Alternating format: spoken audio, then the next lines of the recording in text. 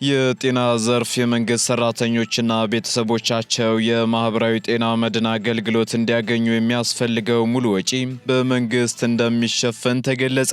ቦርዱ ዓለም አቀፍ ተወዳዳሪነትን የሚያሳድግና አህጉር አቀፍ ኩነቶችን ለማስተናገድ የሚያስችል አዲስ የአካባቢ ልማት ጥናት አጽድቋል። በዝርዝር ይዘነዋል። ከባህር ማዶ መረጃ ደግሞ ፕሬዝዳንት ትራምፕ ጠቅላይ ሚኒስትር ዶክተር አብይ አህመድንና ፕሬዝዳንት አልሲሲን ፊት ለፊት የማገናኘት ሐሳብ እንዳላችሁ አስታወቁም። ጤና ይስጥልን የተወደዳችሁ ተከታታዮቻችን፣ ምጣኔ ሀብታዊ እድገት ለማህበራዊ ዋስትናችን በማለት ተግቶ ከሚሰራው ገበያ ሚዲያ የጥር 14 ቀን 2018 ዓ.ም የዕለቱን የምዕራፍ 1 የዜና ዘገባችንን ይዘንላችሁ ቀርበናል። የዜና ዘገባችንን ስፖንሰር ያደረገልን አጋራችን ደግሞ የሮሃ ፎሬክስ ቢሮ ነው። በዜና ዘገባችን ላይ የሮሃ ፎሬክስ ቢሮን የዕለቱን የውጭ ምንዛሬ ተመን መረጃ እናጋራችኋለን። በዜናዎቻችን ላይ ደግሞ የተመረጡ ምጣኔ ሀብታዊ፣ ማህበራዊና ሌሎች ወቅታዊ እንዲሁም አዳዲስ ጉዳዮችን አካተናል። እንድትከታተሉን እየጋበዝን በዝርዝር ወደምንመለከታቸው መረጃዎቻችን እናልፋለን።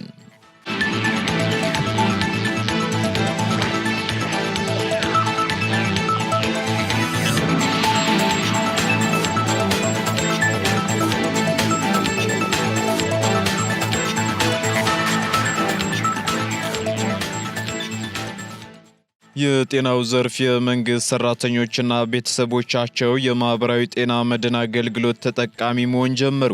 የኢትዮጵያ ጤና መድን አገልግሎት በመላ ሀገሪቱ የሚገኙ የጤና ዘርፍ የመንግስት ሰራተኞች ከተያዘው ወር ጀምሮ የማህበራዊ ጤና መድን አገልግሎት ተጠቃሚ መሆን መጀመራቸውን በይፋ አስታውቋል። ይህ አዲስ አሰራር የጤና ባለሙያዎች በስራቸው ባህሪ ለተለያዩ የጤና ችግሮችና አደጋዎች ተጋላጮች መሆናቸውን ከግምት ውስጥ ያስገባም ሲሆን አገልግሎቱን እንዲያገኙ የሚያስፈልገው ሙሉ ወጪ ደግሞ በመንግስት እንዲሸፈን መወሰኑ ተገልጿል። የአገልግሎቱ ዋና ዳይሬክተር አቶ ተስፋዬ ወርቁ በይፋዊ የማስጀመሪያ መርሃ ግብሩ ላይ እንደገለጹት የጤና ባለሙያዎች የህዝብን ጤና ለመጠበቅ በሚያደርጉት ተጋድሎ ውስጥ የራሳቸው ጤና ጥበቃ ቅድሚያ ትኩረት ሊሰጥ የሚገባ ጉዳይ ነው ብለዋል። በመሆኑም መንግስት ሙሉ ወጪያቸውን በመሸፈን ያለምንም የገንዘብ ክፍያ ጥራቱን የጠበቀ የሕክምና አገልግሎት እንዲያገኙ ማድረጉ በዘርፉ ላይ ከፍተኛ የመነቃቃት መንፈስ እንደሚፈጠርም ያላቸውን እምነት ገልጸዋል። ይህንን ሰፊ ሀገራዊ ፋይዳ ያለው አገልግሎት ተደራሽ ለማድረግ በሀገር አቀፍ ደረጃ 1684 የጤና ተቋማትና ከታህሳስ 2018 ዓ.ም ጀምሮ በተከናወነው ዘመናዊ የዲጂታል ምዝገባ ሂደት እስካሁን ከ181 ሺህ በላይ ባለሙያዎች መመዝገባቸውም ታውቋል። ይህ ምዝገባ ባለሙያዎቹ በተመደቡባቸው የሕክምና ተቋማት ቀልጣፋ አገልግሎት ለማግኘት የሚያስችላቸው መሰረት ተጥሏል። ይህ ምዝገባም ባለሙያዎቹ በተመደቡበት የሕክምና ተቋማት ቀልጣፋ አገልግሎት ለማግኘት የሚያስችላቸው መሰረት ተጥሏልም ብለዋል። ዳይሬክተሩ አክለውም ጤናማና ብቁ ዜጋ ለማፍራት የጤና መድን ዘርፍን ማጠናከር ወሳኝ መሆኑን ጠቅሰዋል። አሁን የተጀመረው የጤና ባለሙያዎች ተጠቃሚነት እንደ መጀመሪያ ምዕራፍ የሚወሰድ ሲሆን በቀጣይነትም ትግበራውን ደረጃ በደረጃ በማሳደግ ሁሉንም የመንግስት ሰራተኞች የጤና መድን ተጠቃሚ ለማድረግም መንግስት በትኩረት እንደሚሰራ አመላክተዋል።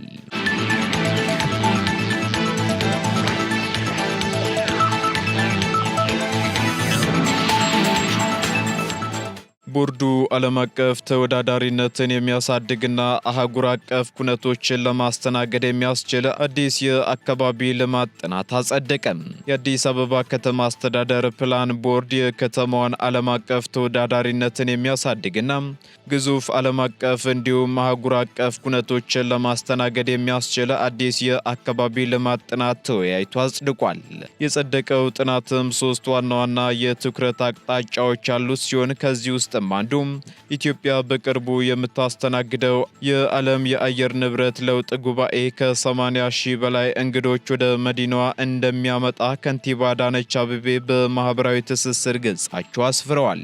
በተጨማሪም የመንገድ ትስስርን ማስፋትና ማዘመን ከፍተኛ ትኩረት የተሰጠው ሲሆን ይህም ደግሞ የመንገድ ኔትወርኮችን ማስፋፋት፣ ሰፋፊ የእግረኛና የሳይክል መንገዶችን መገንባት እንዲሁም ዘመናዊ የተሽከርካሪ ማቆሚያዎችንና ተርሚናሎችን ያካተተ ጥናት ይገኝበታል ብለዋል። በመጨረሻም ለታላላቅ ስፖርታዊ ኩነቶች የሚደረግ ዝግጅት ማለትም አዲስ አበባ የአፍሪካ ዋንጫን በብቃት ለማስተናገድ እንድትችል በዝግጅት ላይ እንደምትገኝና የትግበራ ሂደቱም ነዋሪውን በስፋት በማወያየት በጸደቀው ፕላን መሰረት ነዋሪውን እያገዝን ራሱ እንዲያለማው ማድረግ ቅድሚያና ትኩረት እንደሚሰጠውም ተናግረዋል።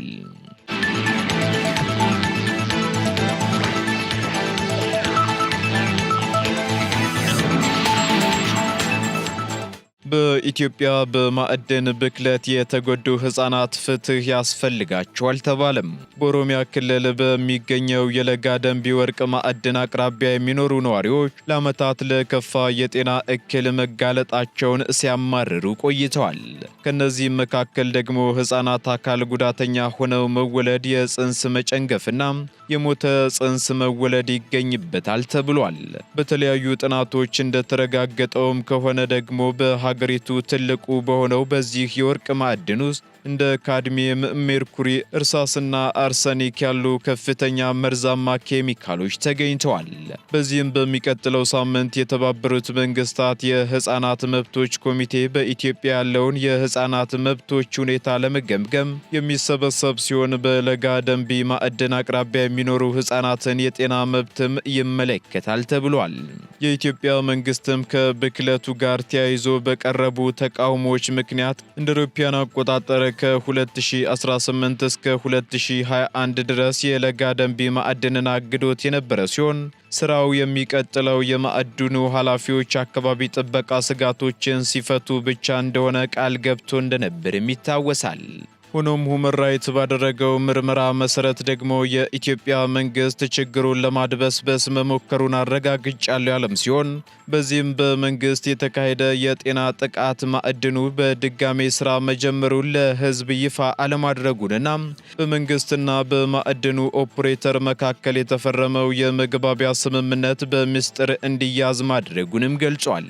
በመሆኑም የኢትዮጵያ መንግስት በዓለም አቀፍ ህግ መሰረት የህፃናትን መብት የመጠበቅ ግዴታ ሲኖርበት ኩባንያዎችን በተመሳሳይ ለሰብአዊ መብት ጥሰት መንስኤ አለመሆናቸውን የማረጋገጥ ኃላፊነት አለባቸው ተብሏል።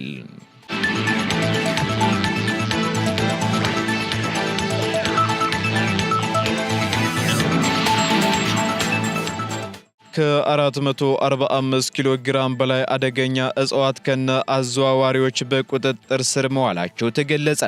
ባለፉት 6 ወራት ከ445 ኪሎ ግራም በላይ አደገኛ እጽን ከና አዘዋዋሪዎቹ በቁጥጥር ስር መዋሉን የኢትዮጵያ ፌዴራል ፖሊስ ወንጀል መከላከል ጠቅላይ መምሪያ ጸረ ፈንጅና አደገኛ እጽዋት ዝውውር ቁጥጥር መምሪያ አስታውቋል። ይህም ከ2017 ተመሳሳይ ወቅት ጋር ሲነጻጸር ውጤታማነቱ መጨመሩን እንደሚያሳይም የኢትዮጵያ ፌዴራል ፖሊስ ካጋራው መረጃ ገበያ ሚዲያ ተመልክቷል። በዚህም የተካሄዱ የአደገኛ እጽዋት ቁጥጥር ስራዎች ኮካይንና ካናቢስ የተባሉ አደገኛ እጽ በቁጥጥር ስር መዋላቸውን የገለጸው መምሪያው በተከናወኑ የፍተሻና የክትትል ስራዎች 13 ሀገራት ዜጎች ያላቸው 19 ግለሰቦች በዝውውሩ ሲሳተፉ መያዛቸውንም ገልጿል። የኢትዮጵያ ፌዴራል ፖሊስ ጥቅምት 14 ቀን 2017 ዓ.ም በ1996 የወጣውን የወንጀል ሕግ አንቀጽ 525 ንዑስ አንቀጽ 1 ለስር የተደነገገውን በመተላለፍ በአደገኛ እጽ ዝውውር ወንጀል ጥፋተኛ የተባሉ ግለሰቦች ከ2 ዓመት እስከ 12 ዓመት በሚደርስ ጽኑ እስራት ማስቀጣት መቻሉንም አስታውሷል። በቀጣይም አደንዛዥ እጽ ዝውውርን ለመከላከልና ለመቆጣጠር በአዘዋዋሪዎች ላይ ህጋዊ እርምጃ የመውሰድ ተግባር ተጠናክሮ እንደሚቀጥልም አስታውቋል።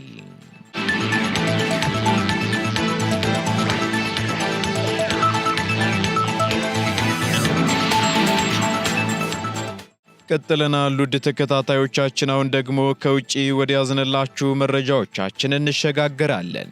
በኢትዮጵያ ጠንካራ መሪ እንዳለ ሰምቻለሁ ሲሉ ፕሬዝዳንት ዶናልድ ትራምፕ ተናገሩ። የአሜሪካው ፕሬዝዳንት ዶናልድ ትራምፕ የኢትዮጵያ ጠቅላይ ሚኒስትር ዶክተር አብይ አህመድንና የግብፁን ፕሬዝዳንት አብዱል ፈታህ አልሲሲን ማገናኘት እንደሚፈልጉ ትላንት ምሽት ተናግረዋል። ፕሬዝዳንቱ ይህንን የተናገሩት በስዊዘርላንድ ዳቮስ በመካሄድ ላይ በሚገኘው የዓለም የኢኮኖሚክ ፎረም ጎን ለጎን ከግብፁ አቻቸው ጋር ተገናኝተው በተወያዩበት ወቅት ነው። ትራምፕ ሁለቱን መሪዎች ማገናኘት የሚፈልጉት ደግሞ በታላቁ የኢትዮጵያ ህዳሴ ግድብ ምክንያት በኢትዮጵያና በግብፅ መካከል የተፈጠረውን ውዝግብ የሚፈታ ስምምነት ለማበጀት እንደሆነ ገልጸዋል። በዚህም ትራምፕ በውይይቱ ላይ ከግብፅ ጋር ጥሩ ግንኙነት እንዳላቸው በመግለጽ ለግብፅ ደግሞ ሁል ጊዜ መፍትሄ እናገኝላታለን ሲሉ ተደምጠዋል። ፕሬዝዳንት አልሲሲ በበኩላቸው ትራምፕ ወደ ዋይት ሃውስ ከተመለሱ ወዲህ በስኬቶች የተሞላ ዓመት እንዳሳለፉ ጠቅሰው እጅግ ከባድ ባሉት የጋዛ ጉዳይ ትራምፕ ስኬት ማስመዝገባቸው ተናግረዋል። አልሲሲ አክለውም የህልውና ጉዳይ ያሉትን የአባይ ወንዝና የታላቁ የኢትዮጵያ ህዳሴ ግድብን በሚመለከት የሚያነሱ ሲሆን በዚህ ጉዳይ ትራምፕ ለግብፅ ለሚያደርጉት ድጋፍም አመስግነዋል። የአሜሪካው ፕሬዝዳንት ዶናልድ ትራምፕ በትላንት ምሽቱ ንግግራቸው ላይ በህዳሴው ግድብ ጉዳይ ላይ እጃቸውን ያስገቡት በመጀመሪያው የስልጣን ዘመናቸው መገባደጃ ላይ እንደሆነ አስታውሰዋል። በዚህም በግድቡ ዙሪያ ለስምምነት ተቃርበን ነበር ብለው ይሁንና በተጭበረበረ ምርጫ ስልጣን በመልቀቄ ድርድሩ ሳይቋጭ ቀርቷል ሲሉም ተደምጠዋል። ስለሆነም ግድቡ የናይል ወንዝን ይገታል ያሉት ትራምፕ ከረጅም ጊዜ በፊት ሲገነቡትና ፋይናንስ ሲያደርጉት ውይይቶች ሊደረግበት የሚገባ ነበር በማለት ለግብፅ ድጋፍ ያሳየ ንግግር ተናግረዋል። ትራምፕ በግብፅና በኢትዮጵያ መካከል ውጥረት ለፈጠረው ልዩነት መፍትሄ ለማበጀት የተለያዩ የጋራ ሙከራዎች እንደሚያደርጉ ተናግረው የሙከራዎቹን ምንነት በዝርዝር ሳያብራሩ ቢቀሩም ጠቅላይ ሚኒስትር ዶክተር አብይ አህመድንና ፕሬዝዳንት አልሲሲን ፊት ለፊት የማገናኘት ሐሳብ እንዳላቸው አስታውቀዋል።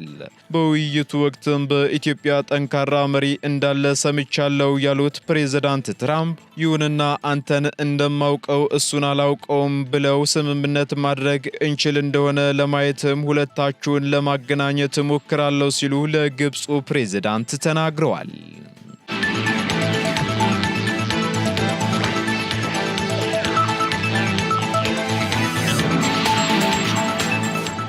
ተጨማሪ ሀገራት የትራምፕን የሰላም ቦርድ እንደሚቀላቀሉ ቢያሳውቁም ጣሊያን ግን በፍጥነት መቀላቀል አልችልም ማለቷ ተሰምቷል። ሳውዲ አረቢያ፣ ቱርክና ግብፅን ጨምሮ 7 ተጨማሪ ሀገራት በጋራ ባወጡት መግለጫ የትራምፕን የሰላም ቦርድ እንደሚቀላቀሉ የገለጹ ሲሆን እስራኤልም ቦርዱን እንደምትቀላቀል አስታውቃለች። ቱርክ፣ ግብፅ፣ ዮርዳኖስ፣ ኢንዶኔዥያ፣ ፓኪስታንና ኳታር የተካተቱበትና አብላጫው አባላቱ ሙስሊም ሀገራት የሆኑበት ቡድን በጋራ ዘላቂ ሰላም ለማምጣት ከፍተኛ ሚና ይኖረዋል ያለችው ሳውዲ አረቢያም የተኩስ አቁም ስምምነቱ እንዲጸና እንዲሁም ጋዛን መልሶ ለመገንባት ቦርዱ እንደሚረዳም ገልጻለች። በሌላ በኩል የጣሊያን ጠቅላይ ሚኒስትር ጆርጂያ ሜሎኒ ሀገራቸው በአሜሪካ የተጠነሰሰውን የጋዛ የሰላም ቦርድ ወዲያውኑ ለመቀላቀል እንደማትችልና ውሳኔ ለመስጠትም ተጨማሪ ጊዜ እንደሚያስፈልጋት አስታውቀዋል። እንደ ጠቅላይ ሚኒስትሯ ገለጻ ከሆነ ዋናው እንቅፋት የጣሊያን ሕገ መንግሥት አንቀጽ 11 ሲሆን ይህ አንቀጽም ጣሊያን ሉዓላዊነቷን ለዓለም አቀፍ ተቋማት ማስተላለፍ ወይንም ማጋራት የምትችለው ሁሉም አባል ሀገራት በእኩልነት የሚስተናገዱ ከሆነና ለሰላምና ፍትህ ሲባል ብቻ እንደሆነም ይደነግጋል ብለዋል። በተጨማሪም የዓለም የምጣኔ ሀብት ፎረም ስዊዘርላንድ ሲካሄድ ትራምፕ ፑቲን ቦርዱን እንዲቀላቀሉ የቀረበላቸውን ጥሪ ተቀብለዋል ያሉ ቢሆንም ፑቲን ግን ገና ጥሪውን እያጤኑት እንደሆነ ተገልጿል። በአጠቃላይ ምን ያህል ሀገራት ቦርዱን እንደተቀላቀሉ ይፋ ያልተደረገ ሲሆን ካናዳና ዩናይትድ ኪንግደም ምላሻቸውን አላሳወቁም።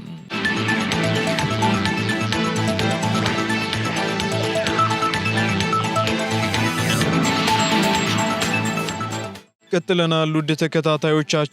በመጨረሻም የሮሃ ፎሬክስ ቢሮን የዕለቱን የውጭ ምንዛሬ ተመን መረጃ እናጋራችኋለን። አንድ የአሜሪካ ዶላር 178 ብር ከ14 ሳንቲም የተገዛ 181 ብር ከ70 ሳንቲም የተሸጠ ይገኛል።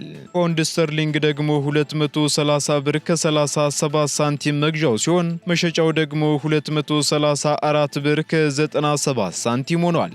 ዩሮ 202 ብር ከ16 ሳንቲም የተገዛ 206 ብር ከ20 ሳንቲም የተሸጠ ይገኛል።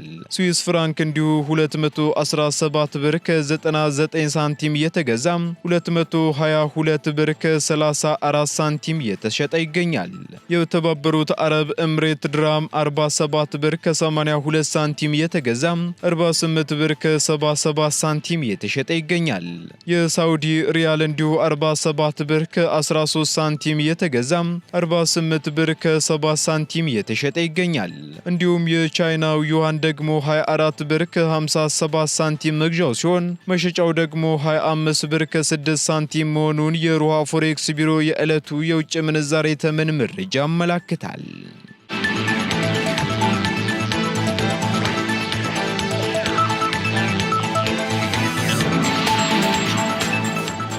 የተወደዳችሁ የገበያ ሚዲያ ተከታታዮቻችን ለምዕራፍ አንድ ያዝንላችሁ ኢኮኖሚያዊና ማህበራዊ መረጃዎቻችን እነዚህን ይመስሉ ነበር። አዳዲስ እንዲሁም ትኩስ ኢኮኖሚያዊና ማህበራዊ መረጃዎቻችንን ለማግኘት ታዲያም የገበያ ሚዲያን እንድትወዳጁ እንጋብዛለን። ሰናይ ጊዜን ተመኘን።